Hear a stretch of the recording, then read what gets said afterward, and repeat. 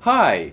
In this video, I will show you a method that I am using to basically transform any digital keyboard into a professional studio tool. To prove my point, to my left side I have my main digital keyboard, which is Kawai MP11 SE, a very expensive keyboard which is now worth $3,000, and I also have a key station from M Audio with only 61 keys, which is only worth $100. And I want to prove to you that no matter what digital keyboard you are using, you are going to get the same astonishing results.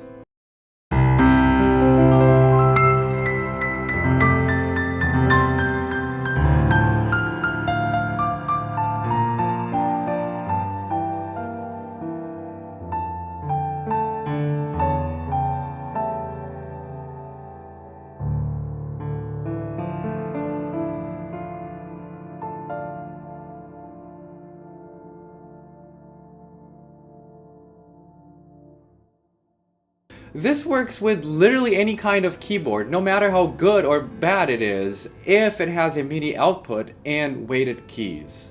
Not only that you will get a high definition sound quality, but you will also be able to apply a huge variety of presets and effects to your playing, which will truly make your piano recording stand out.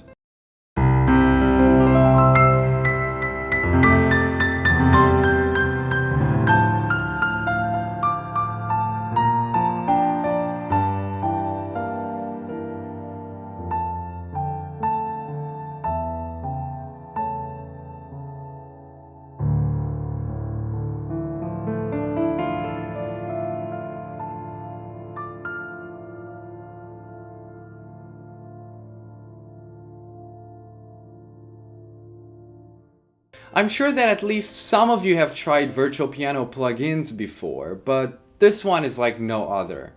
It is called NOIRE Piano, and it was created by Native Instruments. I have discovered it a couple of days ago, and I must confess that I am blown away by the sheer amount of features it contains. I always prefer a warm, evocative, intimate timbre as opposed to a bright color sound, and this VST delivers just that.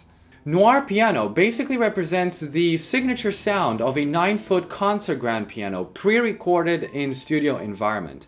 So imagine having that available at your fingertips. The bonus is the felt piano, which is unique and oddly beautiful. And then of course the particle engine, which has an infinite range of controls, which can sound random, designed, repetitive, harsh, and whatnot. You can play with the engine, or be against it, be inspired by it, or simply let it almost play itself, and so forth. This VST is currently $150, and honestly it is worth every single penny. It is compatible with most music production software on the market, such as FL Studio, Pro Tools, or Logic Pro, for both Mac and Windows. It is very easy to install, and it will automatically detect your MIDI keyboard once you run it. Also, I love the fact that the primary interface is purposefully designed from a player's point of view rather than an engineer's, so you won't find any complicated settings. Here's a list of all its features. For both pure and felt options, you have the possibility to do a color change.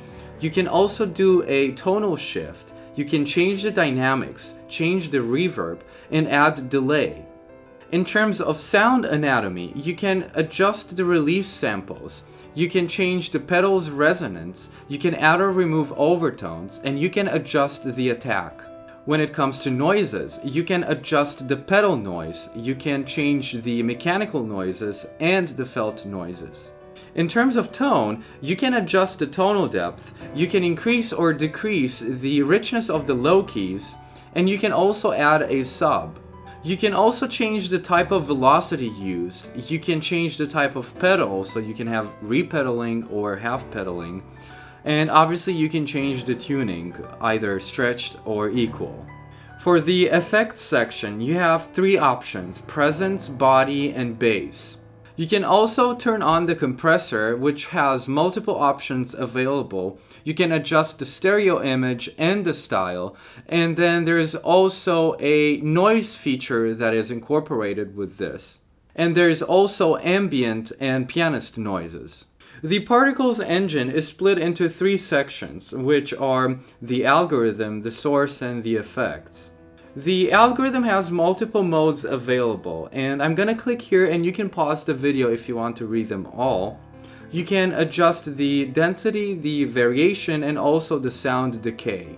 In terms of source, you can adjust the timbre and the attack, and you can select piano, plucked, brush, or mallet sounds. And then for effects, you can add a filter, you can add diffusion, and you can adjust the strength and time. Last but not least, you have the option to add reverb or replica delay. I particularly find the replica delay pretty interesting. For this one, you can make it dense or you can make it in a ping pong style. You can also adjust the time and the feedback of the delay. When I'm ready to record, I simply open FL Studio, then go to the Add tab and click on Contact, which is located under Instruments. Find the NOIRE Instruments location, and then click on Instruments. And here you have two options, either NOIRE Felt or NOIRE Pure. For now, I will choose NOIRE Pure. Just double click on it and here it is, simple and elegant. After you select the settings that you need, click on Record, at which point every music production software will most likely ask you what you want to record. So hit everything, then the play button if you use FL Studio. I totally love the commitment that they put into creating this VST. It is very intuitive and efficient. If you have never used a music production software before, don't panic. They are not as complicated as one would think. Plus, there's tons of tutorials on YouTube about how to use them.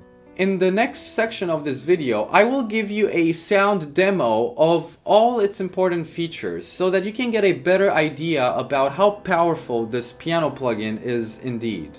Make sure that you're using some good headphones or speakers, otherwise you won't be able to hear any differences. Feel free to write your questions in the comment section below, and I will be happy to help you out as soon as I can. Also, let me know which sounds and effects were the most interesting to you.